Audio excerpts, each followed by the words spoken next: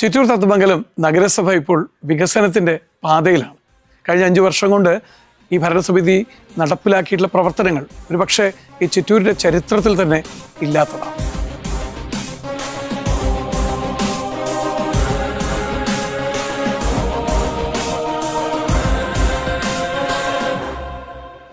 നമ്മൾ ഒരു സമഗ്രമായ ഒരു മാസ്റ്റർ പ്ലാൻ, ഒരു കർമ്മ പദ്ധതിക്ക് രൂപം നൽകിയിട്ടുണ്ട്.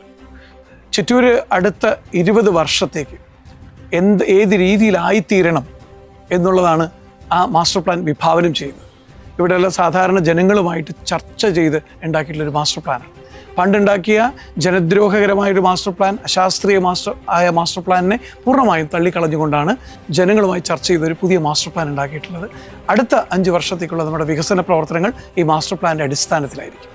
നമ്മൾ കഴിഞ്ഞ പ്രകടന പത്രികയിൽ പ്രധാനമായിട്ട് നമ്മൾ പറഞ്ഞ കാര്യങ്ങളൊക്കെ തന്നെ നടപ്പിലാക്കാൻ നമ്മൾ ശ്രമിച്ചിട്ടുണ്ട്. ചിലത് ആരംഭിച്ചു വെച്ചിട്ടുണ്ട്, തുടങ്ങി വെച്ചിട്ടുണ്ട്.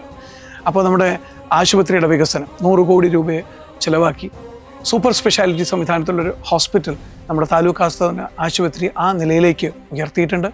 നമ്മുടെ വിദ്യാഭ്യാസ സ്ഥാപനങ്ങളിലൊക്കെ തന്നെ അടിസ്ഥാന സൗകര്യങ്ങൾ മെച്ചപ്പെട്ടിട്ടുണ്ട്. നമ്മുടെ കോട്ടക്കടവ് ശ്മശാനം നവീകരിക്കപ്പെട്ടിട്ടുണ്ട്. ഇവിടെ ഗ്രൗണ്ട് ഇല്ല എന്ന പരാതി പരിഹരിക്കുന്നതിനായിട്ടൊരു മിനി സ്റ്റേഡിയത്തിൻ്റെ നിർമ്മാണവും പുരോഗമിച്ചിട്ടുണ്ട്. അപ്പോൾ ഇനി നമുക്ക് ഇതൊക്കെ മുന്നോട്ട് കൊണ്ടുപോകണം. നമ്മുടെ ബസ് സ്റ്റാൻഡിന് ഒരു സ്ട്രക്ചറൽ ഡിസൈൻ ആയിട്ടുണ്ട്. ചന്തപ്പേട്ടയിൽ ബസ് സ്റ്റാൻഡ് തുടങ്ങുന്നതിനുള്ള സ്ട്രക്ചറൽ ഡിസൈൻ ആയിട്ടുണ്ട്. അപ്പോൾ നടപ്പിലാക്കിയ പരിപാടികളുണ്ട്, തുടങ്ങി വെച്ച പരിപാടികൾ പൂർത്തീകരിക്കണം.